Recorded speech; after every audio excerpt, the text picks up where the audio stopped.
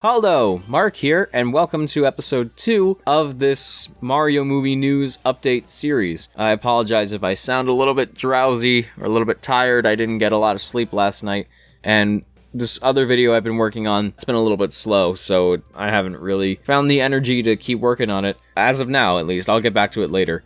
But thankfully, the Mario movie has come to my rescue, because just out of the blue, I decided to go on Google and see if there was any new stories that came out about the animated Mario movie that Illumination is doing, which is the entire point of this series. And as of the time I'm recording this, 13 hours ago, an article appeared on this website Fandom Wire, which I'll put a link to in the description for you to look at yourself. The title really caught my attention. It's exclusive. New Super Mario Bros. Movie details revealed.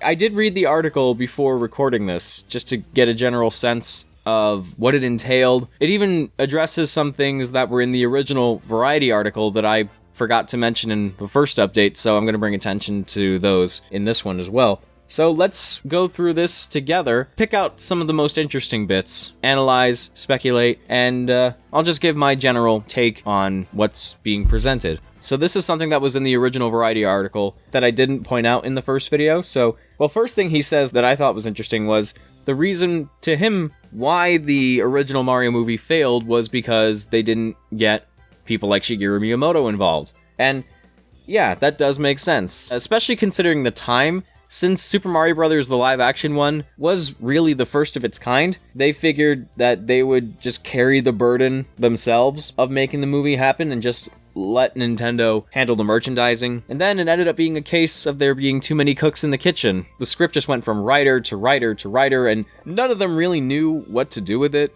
Because nothing like the live-action Mario movie had been done before, it also doesn't help that the directors were just massive control freaks. I feel like with Miyamoto's involvement, maybe the live-action movie could have been a little more faithful to the games. That's not to say it isn't entirely faithful, because it does have winks and nods and references here and there. And I've said in my review that there are elements of a good movie coming through in different parts of it. It's just a mess. It's just a gigantic mess. But it's an enjoyable mess, and I still love it.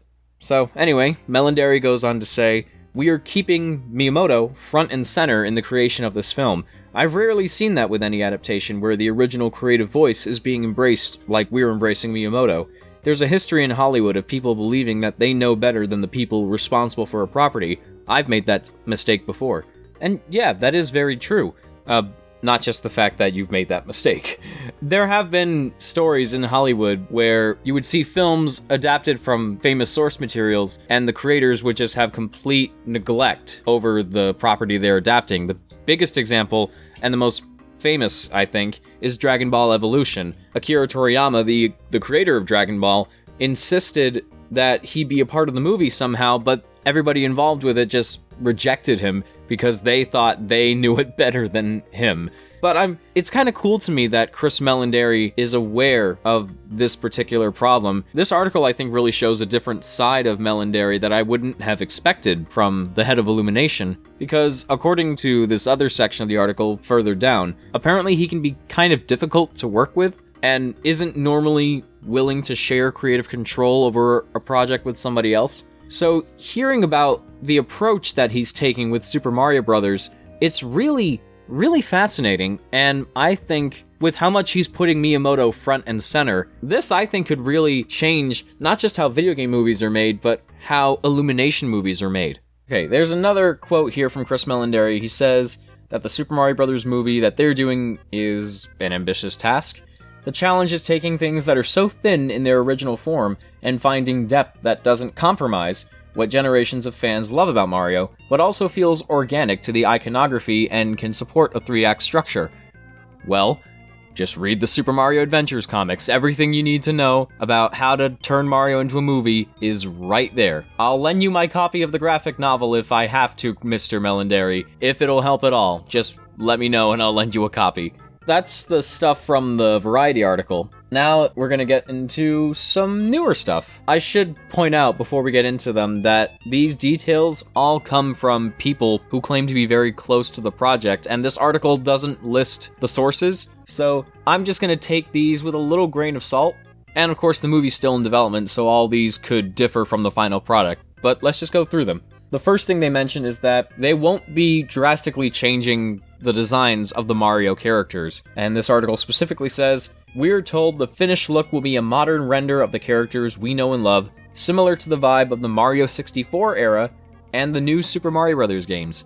I think that's really interesting because, for me personally, I have a bit of a soft spot for the Nintendo 64 era of Mario, at least in terms of the aesthetic and the designs. There's just something so charming about it. It's like the ultimate bridge between classic Mario and modern Mario. I would be really interested in seeing sort of an updated take on that, but with elements of the modern designs mixed in. I think that'd be really cool. Now, this is where I start getting a little bit mixed about the project. Without spoiling, the current plot, while updated and elongated for a traditional 3-act structure, currently sticks to the basics. The princess will be kidnapped by Bowser, and Mario will be on a mission to save her. We're told Luigi is also in the film, but as of now, Mario is the lead.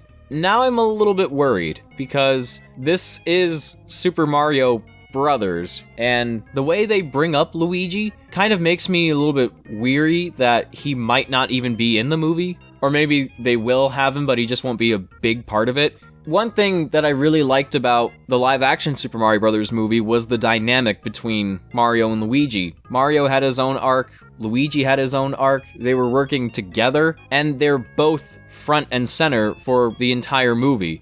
And I feel that if they just sideline Luigi to like a side character and not have him be part of the film in as much of a capacity as Mario, I feel like that would be doing the character a disservice. Obviously, this could change over time. Maybe Luigi will get as much focus as Mario, and maybe he will be more of a central character as well. I'm just concerned about the potential of them actually going in a direction where it's just about Mario and not the Mario Brothers. It does mention other characters like Toad, Yoshi, other fan favorites, and the Mushroom Kingdom in all its animated glory. Okay, so we're near the end of the article now, and I'm just going to quote this last section here. "It's important to mention that the film is still in early stages, yes.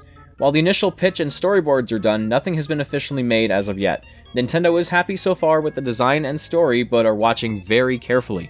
It's been shared that the staff working on the film is very excited, and each predict this project will be massive, but they're also extremely nervous. Given Nintendo's previous film experience, they still have the ability to pull out of the deal, if they think the vision of the film is going in a direction they're not happy with.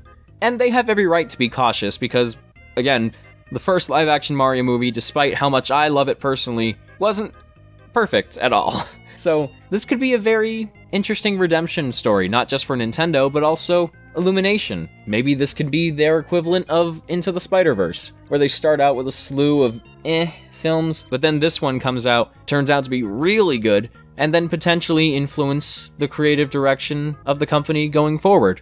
So, yeah, not many major details to go over, but I thought this was worth talking about because those little details in there, they really, really matter to me. There are lots of aspects of this franchise that I'm very, very passionate about. And as I might have said in the last video, I just want this movie to be done right. I want it to be faithful to the games. I want it to be true to the spirit of the franchise. I want it to still be up to Nintendo's standards of quality. And most importantly, I just want a really good movie. I cannot stress that enough. And I'm sure you all want the same thing, all my fellow Mario fans out there.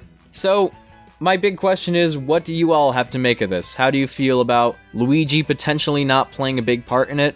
How do you feel about it going for sort of a Mario 64 inspired take? And I guess the big question is, do you think this movie has the chance of kind of redeeming Illumination's reputation? Do you think they'll approach their future projects after this differently from what came before? Or do you think this will just be a one-time thing and then they'll just go back to Minions or whatever? I suppose that's all the time I have for today. I really hope you enjoyed this, and if you'd like to stay up to date on future Mario movie news updates, then be sure to stay subscribed. You can also join my Discord server and help contribute to this show by actively posting Mario movie news that maybe I might have missed, and I'll potentially cover in future videos. Links to my Discord server and my social media are also in the description down there, along with the link to the original article that I've covered in this video, so you can read that for yourself. I can't think of a better way to end this video, so with that said, until next time, this is Mark, bidding you all a smashing farewell. Bye, guys!